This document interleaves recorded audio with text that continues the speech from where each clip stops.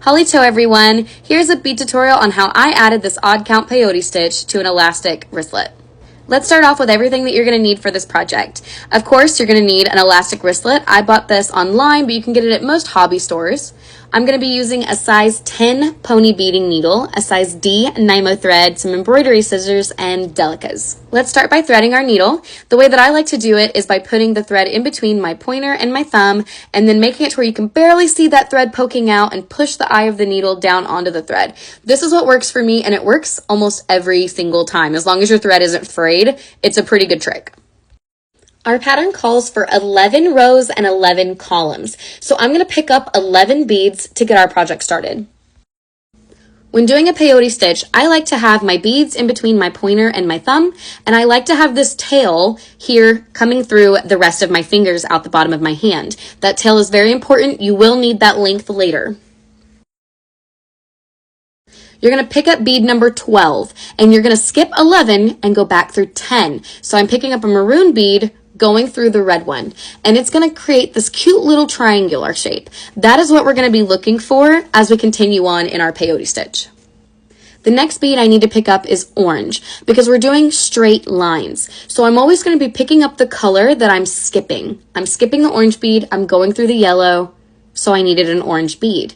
The next one is white. I'm skipping the white, so I'm going to pick up a white bead and go through the turquoise. And I'm going to repeat this pattern over and over again throughout the entire piece. Here you can see that I still have that tail tightly wrapped around my other fingers, my middle finger, ring finger, and pinky. I'm holding that tail pretty tightly. That's going to make it to where all of my beadwork lays flat as I add new beads on with my dominant hand. There is a difference between even and odd count peyote stitch. With an odd count, you can see here that we have one maroon bead left at the end. So we're actually going to take our needle and go through that maroon bead. Pull both of your threads tightly to ensure that the tension is correct within your piece. Because I prefer to bead in a forward motion, I'm actually just going to flip that peyote stitch around, and that way I can continue beading forward.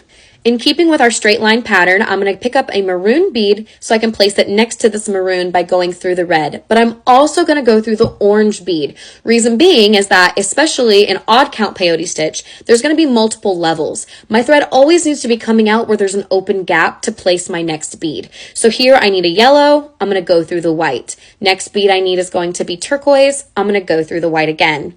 And then I need a yellow. So you see that now we've got this consistent stitch happening. The first 2-3 rows are kind of difficult, but once you get to this point, from here on out, it's going to be like laying puzzle pieces. Every Delica has a beautiful little gap that it's going to fit inside of. Now here you'll see me flipping the beadwork around again because I like that forward motion, and I'm going to speed it up because I want to show you the different levels. Right here, you're going to see how I need to go back down. Right? Earlier we went up, now I need to go back down. So I'm going to place a white bead, I'm going to go through that yellow, and then I'm going to go through that orange. See, if I come through the yellow only, my thread doesn't go into a gap. But if I go through the orange, now my thread and needle are coming into a gap where I can place a bead. Now here at the end, you're going to see that we have the red and the maroon in their nice little triangle, just like we started out with, right? So I'm going to pick up a red bead, I'm going to go through the maroon at the end, and then I'm going to flip that peyote stitch around again so I can continue my forward motion. I'm going to show you those levels again in just a second, but before I do, I want you to look at my left hand. I'm still pulling that tail tightly through my pinky and my ring and my middle finger on my left hand, keeping my project nice and strong and tight with the tension throughout the entire project. Okay, back to levels. So you can see here, I need to go back up to that top level. So I'm going to go through the yellow and the white, making sure that I now have my thread coming out in a gap. And you're going to repeat these steps over and over until you get to the end. Speaking of, let's jump to the end so that I can show you guys how to finish off your beaded piece. Now this specific project is calling for 11 rows and 11 columns. So you can see me here placing the last beads of our project. And I'm going to ensure that every single row has 11 beads in it and it's 11 beads tall, or else it won't fit on the project correctly. Now that all of our beads are in place, we're going to work on these threads. We have 2 threads right now, the tail and the one we've been stitching with. We're going to get rid of the stitching thread first. And all we're going to do is take our needle, don't add any new beads on, and weave that thread back through your piece. The tension of the peyote stitch will hold onto your thread for you, but you can tie a knot if you'd like. Once it's secure, snip off that excess. And then we're going to go back over to the tail that we first started with. Now, the reason I wanted you to leave length on the tail was so that we could put our needle on it and use that thread to stitch the project onto the wristlet. For added security, I like to use E6000, and I'm going to place just a little bit of it onto the wristlet itself.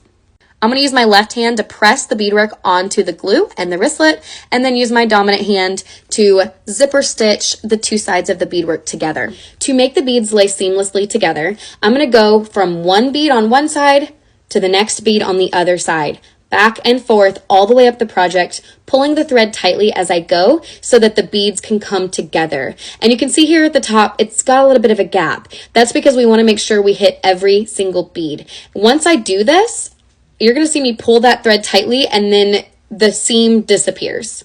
Once you're done, snip off the excess thread, hit it with a lighter, and you are all done. Thank you guys for coming along with me today. Happy beading. Chipisala chiki.